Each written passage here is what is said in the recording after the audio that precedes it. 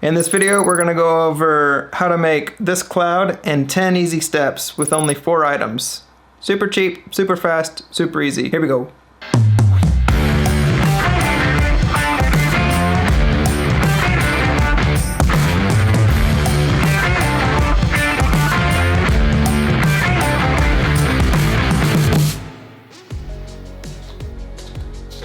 The other day I had an idea, and the reason for the idea was because I had a problem. So my desk is right there, and if you can't tell, it's placed in a corner. And for those of you that don't know, when you put a desk in a corner with speakers and stuff like that, you're gonna get a lot of low-end buildup, and that's not good when you're having to mix audio or work on videos or talk in a corner. It's not good. And one way to remedy that is to put sound treatment up. And with sound treatment, you can do a couple of things to help fix specific problems. You can have a bass trap, which is basically just a lot of sound treatment in a corner where there's low end buildup. You can have regular panels on the wall that will reduce reflections. You can also have it in the form of a cloud, which is that right there. And basically what I needed, because of my low end issues, I needed sound treatment in the corners, which I put sound treatment in the corner. It's not permanent, but it works for now. And because I do a lot of talking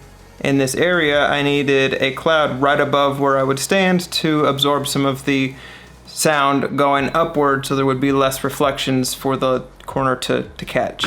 Now I have clouds and stuff over by my drum set that are properly built, and they're thick, and they're gonna do great. They're just standard cloud. But for this one, I had an idea. Because I stand a lot and the ceiling is pretty low, I couldn't make a regular cloud that's gonna be thick, because when I stand up, I'm gonna have even less room by my head. So I wanted to keep it thin and keep it low profile, but it still be effective in what it needs to do and be aesthetically pleasing. So this was my solution. It's cheap. It took me like an hour, and it works pretty well. It does the job, and it looks pretty cool, I think. It looks different than other clouds, but it still has that whole vibe and everything else. If you're debating on making a cloud or not, there's a couple of reasons why you should make one. One, it cleans the audio up. Like we said before, it'll take the reflections coming straight from your mouth or your instrument or whatever and prevent them from going to the ceiling and bouncing right back down into the microphones that you're recording with. Two, it gives a sense of professionalism. If you walk into a studio and you see sound treatment, it automatically makes it feel more professional and more put together. It gives the impression that you care about the space and you genuinely care about making good quality products in this space, which is a good thing when you're bringing clients in. And the third thing, if you're thinking about making one instead of buying one, it's a lot cheaper.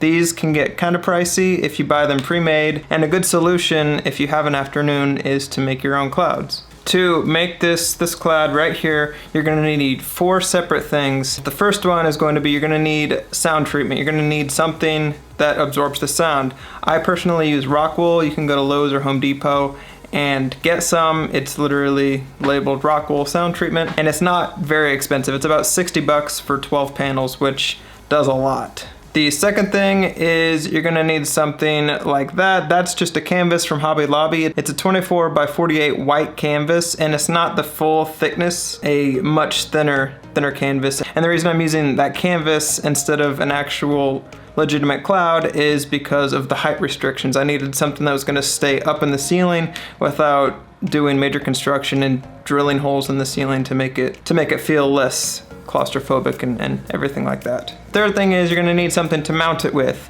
I was gonna use just picture wire, but I saw these cool towel racks at Hobby Lobby and I figured it kind of fit the vibe that I was going for, so I just bought those guys for 10 bucks each at Hobby Lobby on sale. And the last thing that you're gonna need anchors for the holes that don't have any studs. Luckily, I was able to line up with studs. There were only a couple of holes that needed some anchors, but if you are in a position where you don't have any studs, then you'll need some anchors to keep everything secure and it not crashing down on you. Once you have everything purchased and in your studio, you're just going to follow 10 super easy steps and you'll have a cloud hung wherever you need it to be hung. The first step is to find studs. That way you can plan and prepare where you want the position of the cloud to be, how far away you want the anchor points to be, and how many of those drywall anchors you actually need for this whole project. Second step is going to be lining the towel racks up, and the reason for doing that is because this canvas is just going to lay in the towel racks, so you don't need to worry about the spacing in the towel rack. You just need to make sure that they're even and they're lined up. Once you have the towel racks lined up, you're going to need to mark where you're going to be drilling the holes with a Sharpie or a pencil or anything like that. The next step is going to be drilling pilot holes for where you're going to be mounting the plates for the towel racks. After the pilot holes are driven, you're going to put the anchors into the holes that need anchors and don't have studs. After that, you're going to install the one side of the first towel rack. That way you can slide the canvas and the rock wool in. And the reason for doing that is the canvas and the rock wool are going to be smushed together against the ceiling, and you need something to hold it up there while you install the rest of the screws for the remaining towel rack. After you've added the cloud to the first towel rack, you're going to need something to hold it up there. I just used our extra light stand because I got tired of holding it, and it's going to make your life a lot easier if you have something separate holding that cloud against the ceiling so that you can install the remaining towel rack and you're just not going to be super sore, and it's going to make your life a lot easier. Once you have your light stand or whatever you're using to hold the cloud up in place, you're going to go ahead and install the second rack. I found it was easier to install one side of the towel rack and then swing the remaining side of the towel rack around to where you're going to be mounting it. That way you're not having to push everything up. You can kind of just swing it into place instead of fighting the cloud while you're trying to drill holes. Once you've made sure that everything is secure and all the holes are screwed in properly, you can go ahead and take away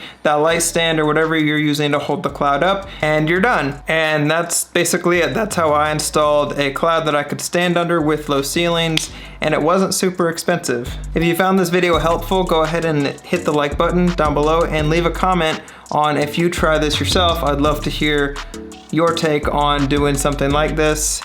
And if you haven't yet, feel free to hit the subscribe button to stay up to date on all the new videos I post on this channel 3 times a week. And with that, I will see you guys in the next video. Bye guys.